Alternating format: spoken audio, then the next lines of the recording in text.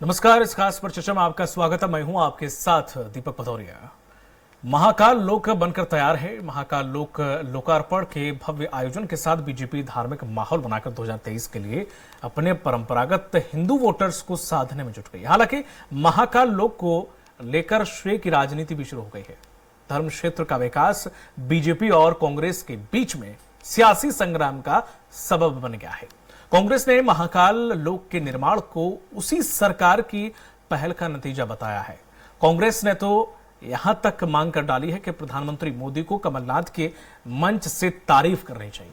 और इस चर्चा के लिए हमारे साथ मेहमानों का एक खास पैनल भी मौजूद है। उससे पहले देख लेते हैं रिपोर्ट।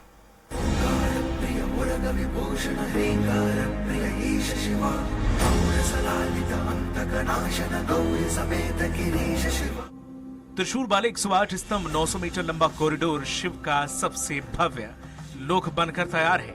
कल प्रधानमंत्री मोदी के हाथों बस लोकार्पण का इंतजार है। 900 करोड़ के इस गलियारे को लेकर जबरदस्त सियासी खींचतान हो रही है। बीजेपी महाकाल लोक के लोकार्पण को लोकव्यापी बना रही है। जन जन को इस कार्यक्रम के लिए आमंत्रित किया गया है। बीजेपी सभी 1170 मंडलों में महाकाल लोक कार्यक्रम का सीधा प्रसारण करने जा रही है। जगह जगह मंदिर में बीजेपी कार्यकर्ता सफाई अभियान चलाएंगे, दीपोत्सव करेंगे। मध्य प्रदेश के 40 देशों में रहने वाले एनआरआई को इस कार्यक्रम से जोड़ा गया है। कुल मिलाकर बीजेपी की सरकार और संगठन ने इस आयोजन का सियासी फायदा उठाने की पूरी तैयारी कर ली है। महाकाल के महालोक से बीजेपी को 2023 की सत्ता का आलोक मिलने की पूरी उम्मीद है। अद्भुत, अकल्पनीय और एक ऐसा काम जो हमारी सांस्कृतिक अभ्युदय का काम, भारत का सांस्कृतिक पुनरुत्थान हो रहा है। पूरा मध्य प्रदेश 11 तारीख को दीपोत्सव के अभियान के साथ घर घर दीप जला करके श्री महाकाल लोक के लोकार्पण का साक्षी बनेगा। बीजेपी की सरकार और संगठन के सियासी मकसद को कांग्रेस ने भांप लिया है। साफ है कि उत्तर प्रदेश में जिस तरह से काशी कॉरिडोर का मुद्दा बनाया गया था, बीजेपी मध्य प्रदेश में भी महाकाल कॉरिडोर सियासत की बड़ी उपलब्धि बताने की कोशिश करेगी। यही वजह है कि कांग्रेस के नेता प्रेस कॉन्फ्रेंस कर रही है, बयान दे रही है, कह रही है कि महाकाल लोक का निर्माण कमलनाथ ने शुरू किया था। 2019 में कमलनाथ सरकार ने 300 करोड़ जारी किए थे। धर्म के नाम पर राजनीति करने में शिवराज सिंह जी ने पारंगत प्राप्त किया, गोल्ड मेडल मिल चुका उनको। और जो मैंने किया था महाकाल के लिए, ये रिकॉर्ड पर है। ये हर चीज में श्रेय लेना चाहते हैं। माना जाता है कि जो मुख्यमंत्री उज्जैन कुंभ कराता है, उसकी सत्ता चुनाव में चली जाती है।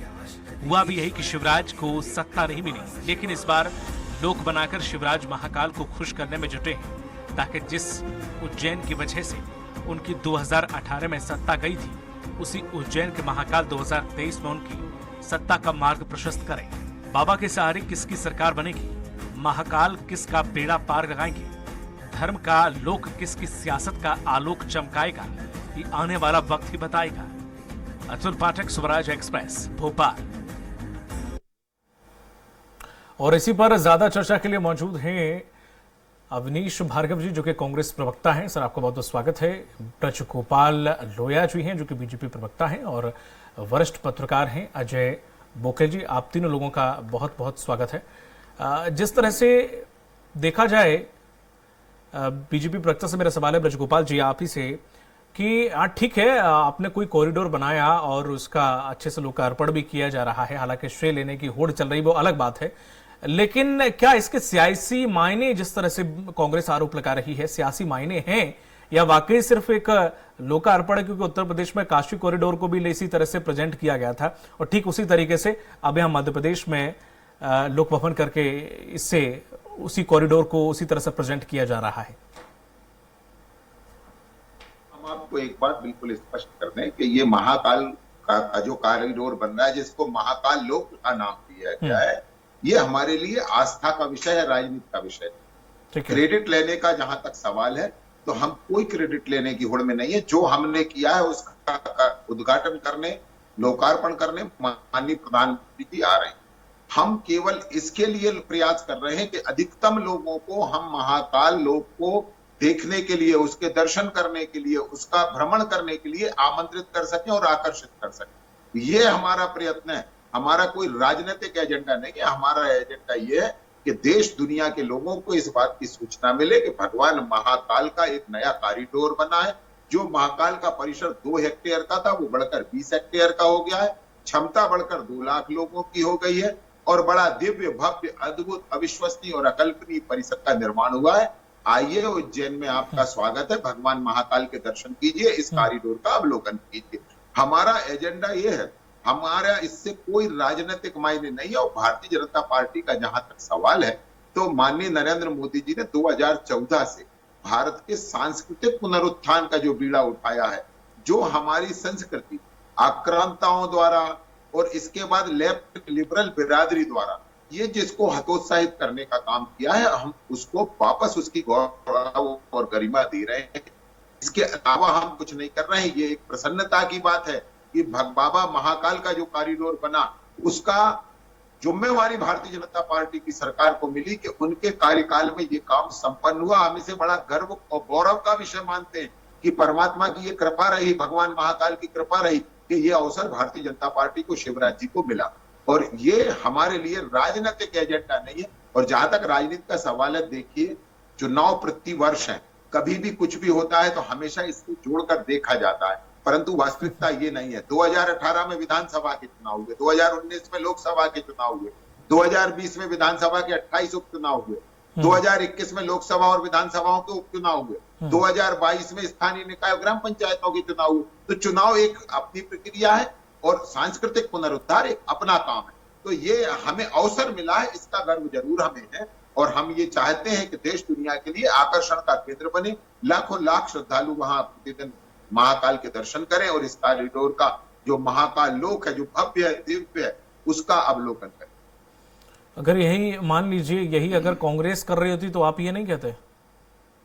जिस तरह से सभी मंडलों में टीवी स्क्रीन लगाना, बाहर विदेशों से लोगों को जोड़ना, उसके बाद एक बड़ी आम सभा के लिए लोगों को इकट्ठा करना या फिर उन्हें आमंत्रण देना और एक बड़ा संदेश देना, ये सब राजनीति से परे कैसे हो सकता है? नहीं, मैं आपको दोनों बातें बता देता हूं, आप दोनों बातों को समझिए। आपको याद होगा कि सोमनाथ मंदिर का पुनरुद्धार हुआ था, तो तब के प्रधानमंत्री नेहरू जी ने आग्रह किया था राजेंद्र प्रसाद जी से कि आप एक धर्मनिरपेक्ष राष्ट्र के राष्ट्रपति हैं, आपको नहीं जाना चाहिए सोमनाथ मंदिर की पुनर्प्रतिष्ठा में। तो ये देखिए, ये चरित्र का फर्क है। दूसरी बात मैं आपसे कहूं कि जाना और आम सभा करना, माननीय प्रधानमंत्री जी तो जहां भी जाते हैं जनता से संवाद करते ही हैं, क्योंकि हमारे पास शक्तिशाली और जो भारत को समझते हैं ऐसे प्रधानमंत्री हैं। हमारे पास रिमोट से चलने वाला प्रधानमंत्री नहीं है। वो दुनिया के सर्वाधिक लोकप्रिय चलाने वाला है। लोग उन्हें सुनना चाहते हैं, लोग उनसे मिलना चाहते हैं। चलने वाला नहीं, चलाने वाला है, माननीय ऐसा कांग्रेस कहती है। ठीक है, मैं आपके पास लौटूंगा सर, ब्रज गोपाल जी, मैं आपके पास लौटूंगा। समय निर्धारित है सभी का, इसलिए मैंने आपको आपका वक्त दिया। मैं आपको बताऊं, अवनीश जी, मैं आऊंगा सर, लौट के आऊंगा आपके पास, वक्त देना है मुझे सभी को, सभी पैनल को। ठीक है अवनीश जी, जिस तरह से कहा जा रहा है कि महज एक, चूंकि दिव्य भव्य है तो भाई बाबा महाकाल के चारों तरफ भक्त हैं, तो उस तरह से रिप्रेजेंट उसको किया जा रहा है, इसमें राजनीति नहीं है। क्या ये इतना ही साफ है? कांग्रेस से किस चश्मे से देखती है? देखिए दीपक जी, भगवान महाकाल का स्थान जो है वैसे भी दिव्य है और सब कुछ वहाँ पे शक्तियाँ हैं, आध्यात्मिक शक्ति है। वो सिर्फ ये प्रधानमंत्री मोदी जी के लोकार्पण करने से या भारतीय जनता पार्टी की ब्रांडिंग करने से उस स्थान की गरिमा में कोई वृद्धि नहीं हो रही है। लोगों को ये, भारतीय जनता पार्टी के लोगों को ये ऐसा लगने लगा है कि धर्म हमारे नाम पे चल रहा है। चाहे राम मंदिर की बात करें, महाकाल मंदिर की बात करें या सोमनाथ मंदिर की भी लोहा जी बात कर रहे थे। मैं कह सकता हूँ ना, ये आस्था का केंद्र बनाना चाह रहा है, ना श्रद्धा शुद्ध रूप से राजनीति करना चाह रहे हैं। यदि ये सब करना ही था, मैं कह सकता हूँ कि आदरणीय 2018 में इनकी सरकार को जनादेश नहीं मिला था। कमलनाथ जी की सरकार ने जो काम शुरू किए थे, इनको 15 साल काम करने का मौका मिला। 2003 से 2018 तक मध्य प्रदेश में भारतीय जनता पार्टी की सरकार लगातार रही। 15 साल सरकार रहने के बाद आपका कुछ काम नहीं कर पाए। भगवान महाकाल की नगरी में आपने कोई काम नहीं किया। कुंभ में जो काम किया, भ्रष्टाचार की भेंट चढ़ गए। कुंभ के बाद आपकी सरकार चली गई 2018 में। आदरणीय कमलनाथ जी ने 2019 में पूरी योजना बना के तैयार की, 300 करोड़ रुपए का प्रावधान किया, एनआईटी का टेंडर वहाँ पे लगा और काम शुरू हो रहा था। ओंकारेश्वर मंदिर के लिए भी आदरणीय कमलनाथ जी ने लगभग 150 करोड़ रुपए का प्रावधान किया। और जिस तरीके से काम होना चाहिए धर्म के क्षेत्र में भी उनकी पब्लिसिटी नहीं की, कहीं कोई विज्ञापन नहीं छपे पेपर में, कभी टीवी में विज्ञापन नहीं आए, कोई जाके फीता नहीं काटा उनने। सोमनाथ मंदिर की भी बात करते हैं और राम मंदिर शिलान्यास की बात करते हैं, दोनों में बहुत अंतर है। सोमनाथ मंदिर के शिलान्यास में राष्ट्रपति जी गए थे, लेकिन वहां पे सरदार वल्लभ भाई पटेल गए थे। देश के प्रधानमंत्री जी ने कहा था कि ये ठीक है, अपने तरीके से चलना चाहिए, राजनीति अपनी तरीके से लोगों के लिए काम करना चाहिए, लेकिन सिर्फ लोगों की भावनाएं भड़काकर वोट ले लो और जनता को वहीं के वहीं रखो, जनता गरीब भूखी देखती रहे कि ये सब क्या हो रहा है, तो ये मेरे ख्याल से भारत के संविधान के खिलाफ भी है और आम जनता के विचारों के भी खिलाफ है। तो इस तरीके का वातावरण निर्मित किया जा रहा है, इसको जनता को जोड़ने का प्रयास नहीं हो रहा। मैं कह सकता हूँ शिवराज सिंह चौहान जी की जो वर्तमान राजनीतिक परिस्थिति है वो कमजोर हुई है, पूरे प्रदेश में भी कमजोर पकड़ी हुई, पार्टी के अंदर भी कमजोर पकड़ी। वो अपनी पार्टी में अपना स्थान बनाए रखने के लिए कभी चीते की बात करते हैं, कभी महाकाल मंदिर के पुनरुद्धार की बात करते हैं। यदि ये कार्यक्रम करना ही है दीपक जी और राजनीतिक से परे है, तो कमलनाथ जी को इस कार्यक्रम में बुलाना चाहिए था। कमलनाथ जी को इसका श्रेय मोदी जी को देना चाहिए था कि आपने जो काम 15 साल में हम लोग नहीं कर पाए, वो 15 महीने में आपने जो मध्य प्रदेश में शुरुआत की है, वो काम लगातार आगे बढ़ रहे हैं। सरकार हो सकता है इनने बैकडोर से एंट्री कर ली, जनादेश इनका नहीं था, लेकिन काम आदरणीय कमलनाथ जी ने जो शुरू किए थे, चाहे किसानों के कर्ज माफी के हो या पुजारियों के मानदेय बढ़ाने की बात, 3 गुना मानदेय पुजारियों का मध्य प्रदेश में बढ़ाया, जो कई साल से नहीं बढ़ रहा था। ऐसे अनेकों काम है जो कमलनाथ जी ने शुरू किए थे, उनका श्रेय लेने की बात नहीं, ना कांग्रेस श्रेय लेना चाह रही, लेकिन सत्यता को स्वीकार करना चाहिए। जो ब्रांडिंग और पैकेजिंग में दीपक जी बहुत अच्छा काम चाहे प्रदेश की भारतीय जनता पार्टी ब्रांडिंग में करती है, प्रचार प्रसार में करती है, इसमें इनको बहुत बड़ी महारत हासिल है। अब ये कह रहे हैं कि हम घर घर दीपक लगवाएंगे, ये करवाएंगे, तो इससे जनता का क्या है, जोड़ने का कौन सा पर्यटन का बहुत बड़ा फायदा हो रहा है। ये सिर्फ इमोशनली टच करना चाहते हैं, लोगों की भावनाओं से खेलना चाह रहे हैं।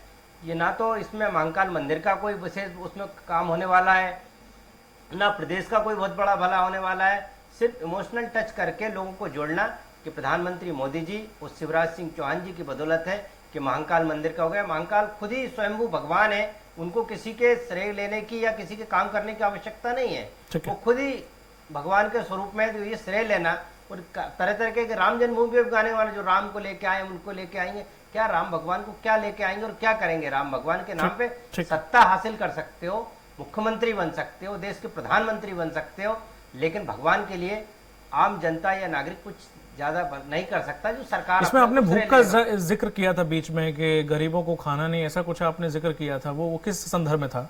देखिए दीपक जी, मैं साफ तौर पे कह सकता हूँ, मध्य प्रदेश में जिस तरीके से महंगाई बढ़ी है, भ्रष्टाचार बढ़ा है और बेरोजगारी उसका इससे कनेक्शन क्या है? उन सब चीजों में मैं कह सकता हूँ ये सब चीजें जनता के लिए बहुत जरूरी है। ये सब काम होना चाहिए, भावनात्मक काम करें तो उनके लिए काम करें। भगवान तो स्वयं, मैं कहना ये चाह रहा था कि भगवान तो स्वयं भगवान है, उनके लिए क्या करेंगे ये और क्या पैसे का काम करके निर्माण कार्य करके बताने की कोशिश करेंगे। कमलनाथ जी की सरकार ने जो काम किया उसका श्रेय लूटने का प्रयास कर रहे हैं। हम तो ये भी नहीं कह रहे कि कमलनाथ जी की सरकार ने किया, जनता ने हमें जनादेश दिया था, उस दिशा में जो काम कर रहे थे, लेकिन जनादेश पिछले दरबारे से प्रजातांत्रिक को गला घोट के सरकार में काबिज होके अब अपनी ब्रांडिंग और पैकेजिंग कर रहे हैं। नहीं अवनीश जी, वो बात आपकी बिल्कुल सही है, आपने जो आरोप लगाया, लेकिन जो आपने गरीबों को खाना और जो मंदिर से जो जोड़ा कनेक्शन, वो ठीक नहीं था।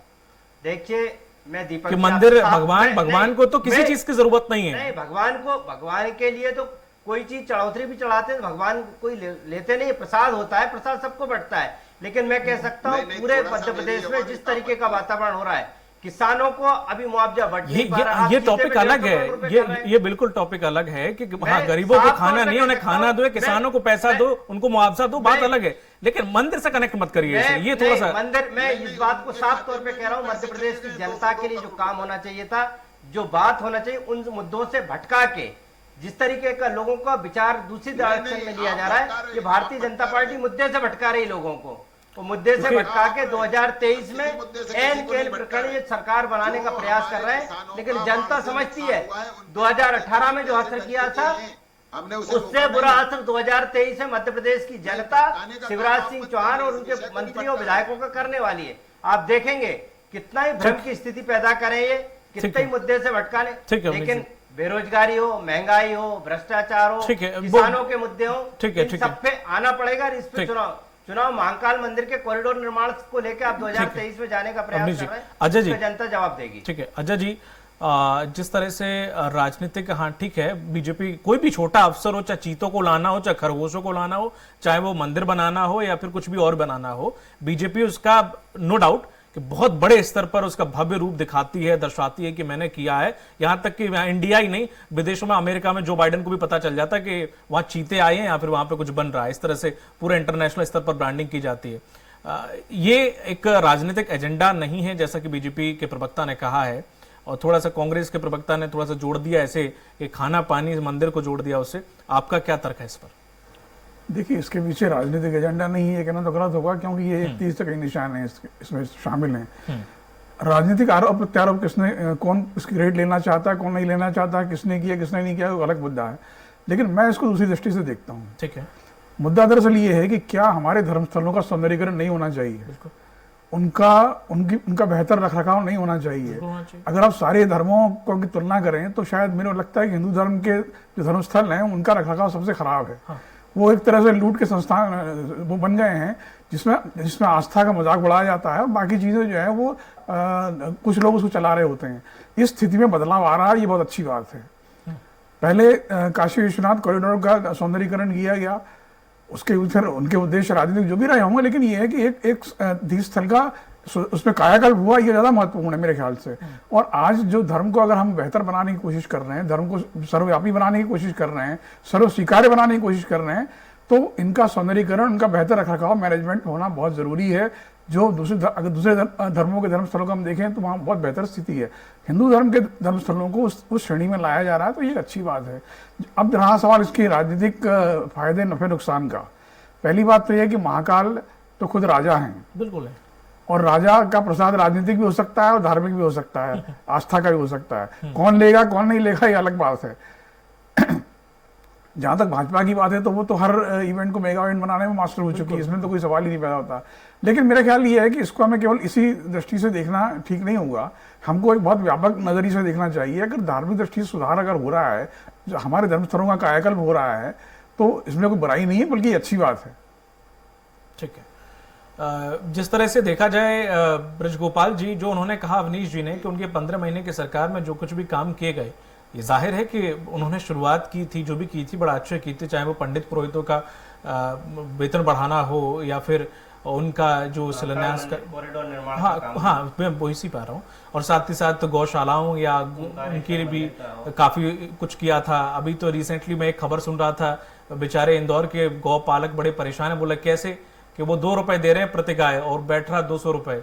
2 रुपए में कौन सी गाय, छोटा बच्चा है चॉकलेट खिलाते हैं, 2 रुपए की गाय है कि 2 रुपए में कैसे चल रहा होगा उन लोगों का? क्या मतलब आप लोग सिर्फ महिमा मंडन करते हैं, क्या वाकई एग्जिस्ट करते हैं इन सब चीजों के लिए? दोनों बातें एक साथ हुई। पहले मैं आपको जो गो पालक है या वो गो सेवक है, और यदि आप गौ सेवक हैं तो आपको किसी के मुंह की तरफ नहीं देखना चाहिए कि कौन आपको क्या दे रहा है। छोटी छोटी दुकानों पर लोग 1-1 रुपया डालते हैं एक गुल्लक में जो गौ सेवा के लिए जाता है, तो आप उनसे ये कहेंगे कि ये राशि कम है। 2 बातें देखिए, बड़ी कड़वी बात है। दूसरी बात हम करते हैं, सरकार अपनी जिम्मेदारी का पूरा निर्वहन कर रही है। हमने केवल गौशालाओं को, ये राशि तो बात हो गई, इसके बाद 50% जो गौशालाओं को छूट दिया जा रहा है कि गौओं को भी बेहतर खली और बेहतर बिनोला ये भी मिल सके, ये प्रबंध भी सरकार कर रही है। आप सड़क से निकलते होंगे, गौशालाओं की हालत देखेंगे, सड़कों पे गायें बैठी हुई हैं, अलग से गौ माता जो बैठी हुई है, आप रोड पे निकलना भैया की चर्चा जब पूरी हो जाए तो आप बता दीजिए। पूछ सकते हैं, काम कुछ नहीं लेकिन बता सकते। आप काम बताने के लिए सरकार की जिम्मेदारियों से खाली नहीं, आप बता लीजिए, पैसे जमा आप कर लो। बता लीजिए। सरकार किस काम की, आप सरकार बोल रहे थे, मैं बीच में नहीं बोला था। आदरणीय कमलनाथ जी ने जो गौशाला के लिए काम किए, इसके बाद अवनीश जी देना चाहिए। अवनीश जी बोलने दीजिए, आप सिर्फ जनता की जिम्मेदारी बताएंगे, सरकार की जिम्मेदारी क्या है, सरकार किस दिशा में काम कर रही है। वक्त सबका निर्धारित है। गौशाला का निर्माण किया, जो हाईटेक गौशाला 40 बनने वाली थी, उनको अवनीश रोकने जी। का काम मध्य प्रदेश में किया तो भारतीय जनता पार्टी ने किया, पिछले दरबार सरकार बनाई। ठीक है अवनीश जी, थोड़ा सा धैर्य इनकी हो गई बात है पूरी। हाँ ब्रज गोपाल जी। अब सुनिए, मैं आपको बताता हूँ, ये दो तरह के दो मुही बात करने वाले लोग हैं। अभी ये कह रहे थे कि भगवान को हम क्या देंगे, और बार बार कह रहे हैं कि कमलनाथ जी ने राशि आवंटित की, कमलनाथ जी ने राशि आवंटित की। अरे शर्म करिए, उस परमात्मा के आप अपना ऋणी कमलनाथ जी ने तो कोई शिलान्यास करने नहीं गए थे। कमलनाथ जी गए थे क्या शिलान्यास करने? दिखाने की। क्या राहुल गांधी जी गए थे क्या शिलान्यास ये करने? गलत है, ये कांग्रेस आपका के तरीका नेता गए गलत थे है क्या अवनीश शिलान्यास जी। करने? और कांग्रेस ने क्या आप किया, फीता पूरा काटने देश के जानता नाम है। पे मंदिर में जा रहे हैं। कांग्रेस उनको ने एहसास हजारों जताने का प्रयास किया, मध्य वो प्रदेश जो की नहीं जनता कहना को कर चाहता रहे था हैं। वो मत कहलवाइए, वो मत कहलवाइए। कांग्रेस ने तुष्टिकरण किया है। कांग्रेस का ने साहस और सामर्थ्य देखिए देखा तुष्टिकरण कि हिंदुओं के आप लोग कर रहे हैं। हिंदुओं के साथ 90% खड़ी हो हिंदू जाती। जनता को इसी यदि राम वोट मंदिर बनाने को का काम आपने कर रहे हैं, आप टालने लोग के करते लिए हैं। अपील लगाई, उनको गुमराह करने का काम कर इसकी रहे हैं, 2019 भटकाने तक का काम सुनवाई कर न रहे हैं। करें। मत करिए, मत पढ़िए, बहुत गहरे चले जाएंगे। मैं आपसे फिर कहता हूं, कांग्रेस अपने चरित्र को बदले, पहली बात। हम तो ये स्वागत करेंगे और आपकी हर चीज का स्वागत करेंगे जो राष्ट्र के लोगों को पसंद है। अरे तो मध्य प्रदेश की जनता और देश की जनता आपकी क्या दुर्गति कर रही है वो आपको मालूम है। चोरी डकैती वो के आपको साथ मालूम है, वो मालूम है। लोगों को ठग के 973 झूठ बोलकर मैं आपसे कह रहा हूँ भाई साहब, माननीय कौन सा एंकर जी, जनादेश मैं किया जो प्रार्थना आप करता हूं कि ऐसे लोगों के साथ मैं डिबेट नहीं कर पाऊंगा जिनको डिबेट की मर्यादा का ध्यान नहीं, जिनको इतना भी मालूम नहीं है कि उनके समय में उनके पास बोलने मुद्दे नहीं होते, जिन्होंने कुछ कहा नहीं। अरे आप अपने समय में बोलिए ना, अब आप बोलते रहिए, आप अपना भाषण आपने हमारे समय में डिस्टर्ब नहीं किया, आप झूठ से झूठ बोले ठीक है, जाएंगे। समय कम है अवनीश जी। ब्रज गोपाल जी, समय खत्म होने वाला है, जल्दी से अपनी बात रखिए। मैं क्या बोलूं, जो मैं एक बात समझिए, हम यहाँ इसलिए बैठते हैं कि शायद हम अपनी बात जनता तक पहुंचा सके, परंतु एक आदमी यदि बीच में बोलेगा तो काम ठीक है, समय कम है। मैं बार बार ये कह रहा हूँ, मैं बार बाहर हो जाता हूँ। भैया आप अकेले कर लें, अकेले अपना कांग्रेस का चैनल है उस पर बैठे, उसका चैनल खोल लें और अकेले बोलें, भाषण दें, फेसबुक लाइव करें। आपको कोई सुनता नहीं, क्यों इस मंच का दुरुपयोग करते हैं?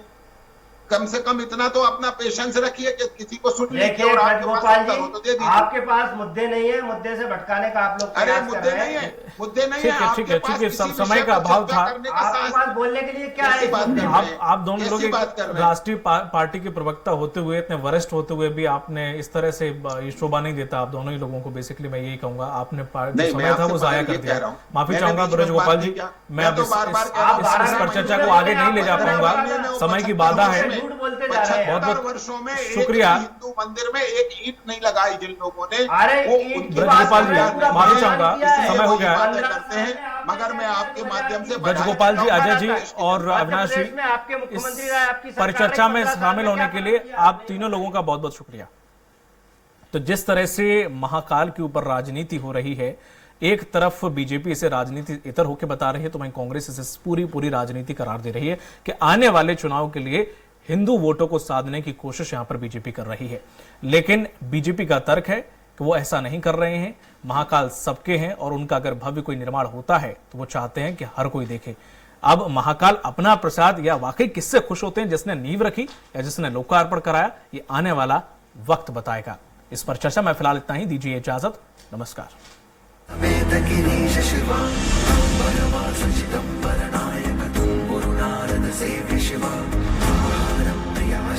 ईश्वर योगी हृदय प्रिय वास शिवा।